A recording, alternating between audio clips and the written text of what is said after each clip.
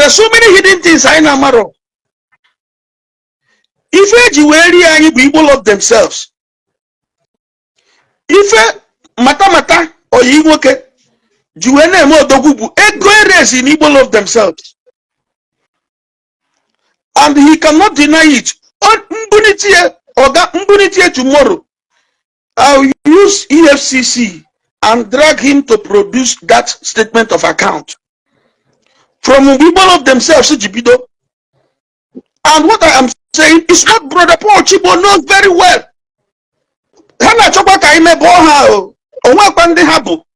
They don't have anything at home. They don't have anything at home. I have a statement of account. Igbo love themselves. All men are Igbo love themselves. All men are the account. Ego omu Igbo na tukota ke wenyelum di mmadaka ana divert here. When Brother Chibo came up with it, see my account Igbo love themselves.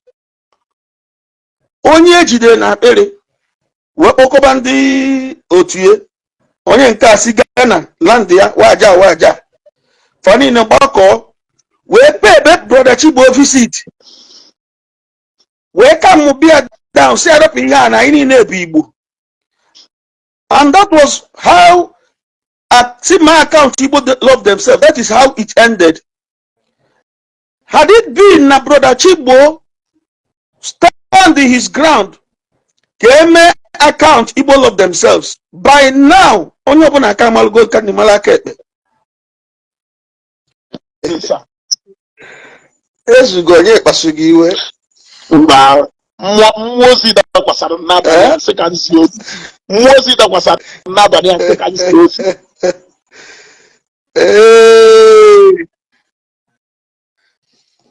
Aman n'obokwa ejike nwa nwoke kpasugi iwe. Mba Hamana got 360. Hamana got 360. Ngwa genti I blame muzikwa na ụmụnna anyị. I blame muzikwa na ụmụnna anyị ndị a jelo obodo oyibo. Je ba funam ifufa galuze bulu I condemn Christianity. I blame muzikwa na ha. Number 1 bụ na onye na-amaro na oge echi ọzọ. Ochi ọzọ eriri ọzọ a na-agba n'ụkwụ n'onu ka ọ ga-agba nke ya.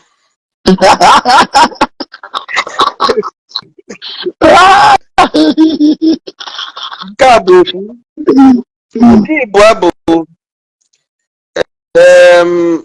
onye je ofu obodo na Europe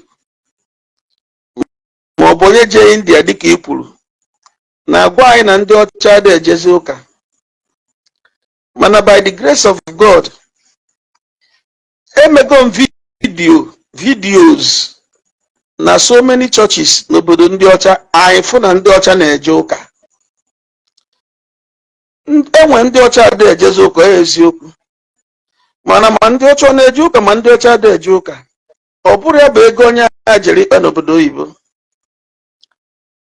Onye ka njisi gị ndị na-ata ahụhụ by the grace of God 19 countries all of jego.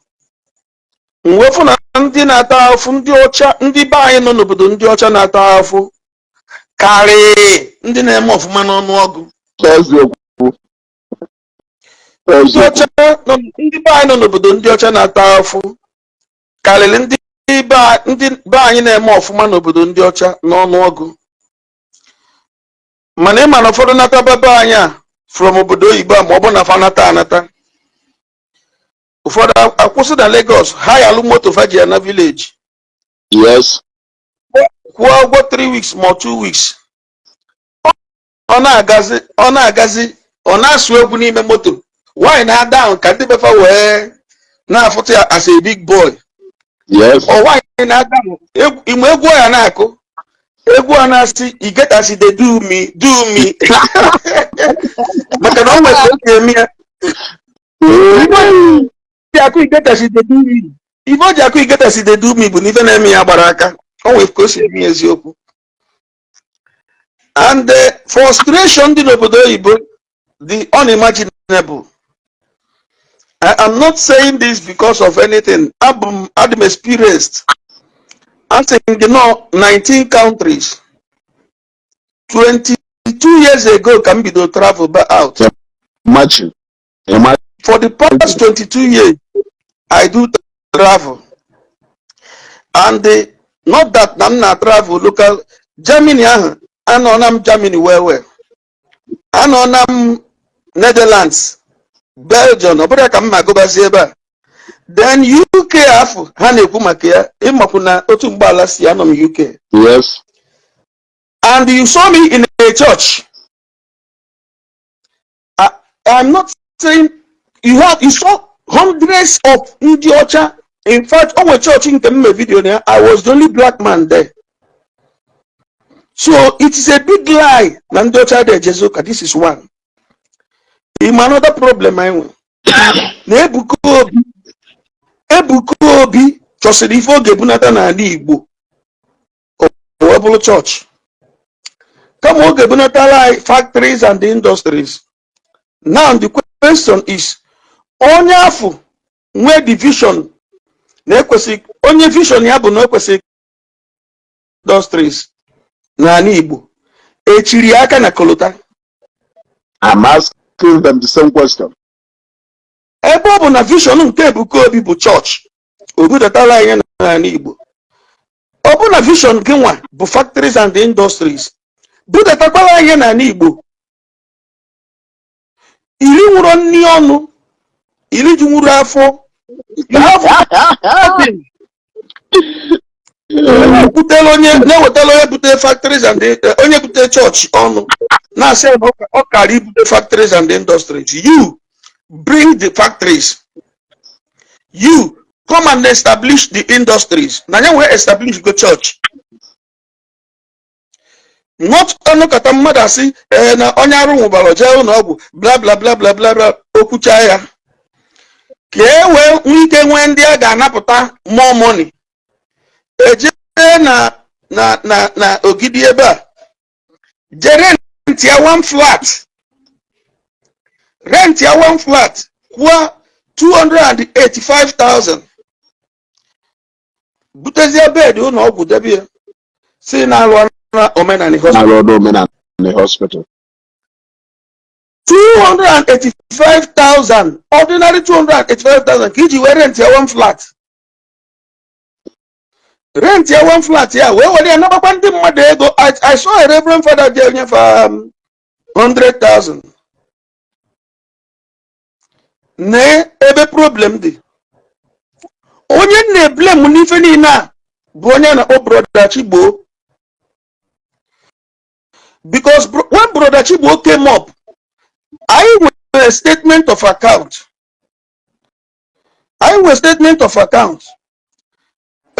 Igbo love themselves. All men are Igbo love themselves. All men are the account.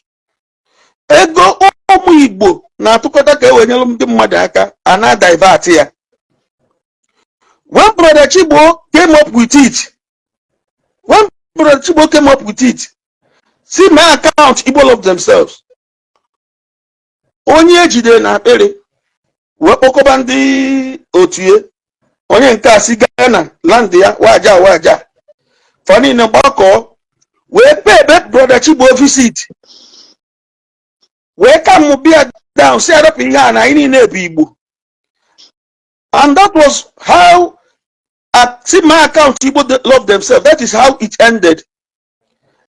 Had it been na brother Chigbo stand his ground, came account Igbo love themselves, by now, onye ọbụla aka malụgo ka ni malaka ekpe.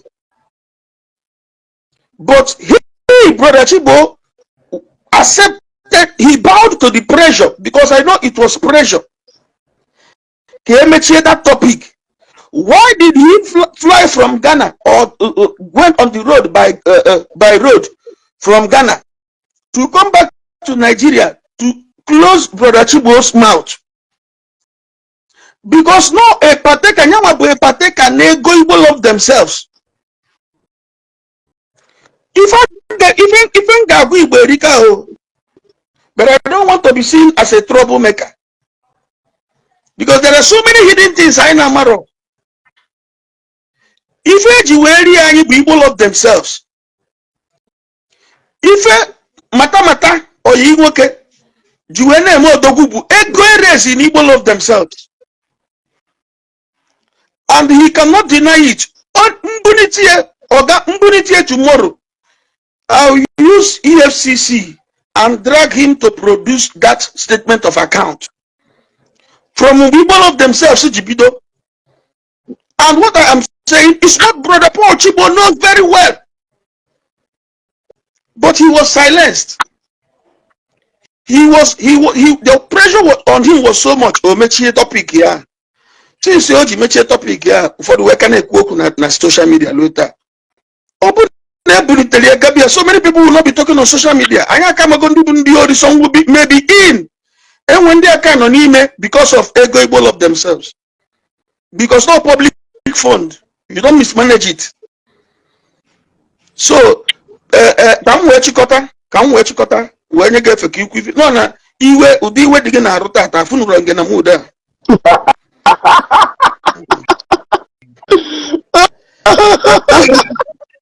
No.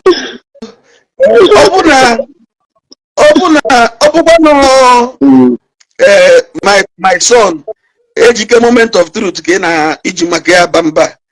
Muna yese ko kurapu ejika kana rapo ko ya. Etu aka Monday ama rotate. Enye ndebe. So biko gwa ha yo ụmụnna anyị. Onye ọ na-ewe iwe na Ebuka Obi ebudatara factories and industries na Nigeria na Igbo. Ebe ọ bụ na Ebuka Obi emego nke ọ chọrọ ime. Nya nwa buteziala anyị the factories and industries. Onye na-enwe na de James Tenne ijiri ego n'obodo Igbo hit na-eme gị n'oge winter. So somebody n'obodo Igbo si n'ụlọ na-esendiri ego. Somebody n'obodo Igbo ka o wee ike nweta akwụkwọ obodo oje na-anụ ọgbọ nne nwaanyị ọ na-anụ bụrụ ọgbọ mama ya. Or such a person ga na-ewetalu Christianity ọnụ. Also mkpọtụ a ka na-eme Jesus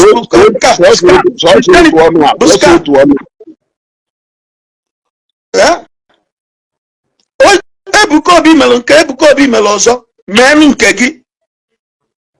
Among them, obody for my right up maka father nyere ha 100,000. The father nwere ego. The father na onwe dịkwu poor. Because of no such a project ka ị chọrọ ịkwado and in outside the country. 100,000 is nothing. The Reverend Father is also poor. Okay, what $500. Among them, I support them. Father Nyefego support. But let them enjoy Ndi Christians. Because opposition are Christians the evil, and a Christian ego. If a Christian that is evil is giving you money, that means even another evil money from a evil Christian.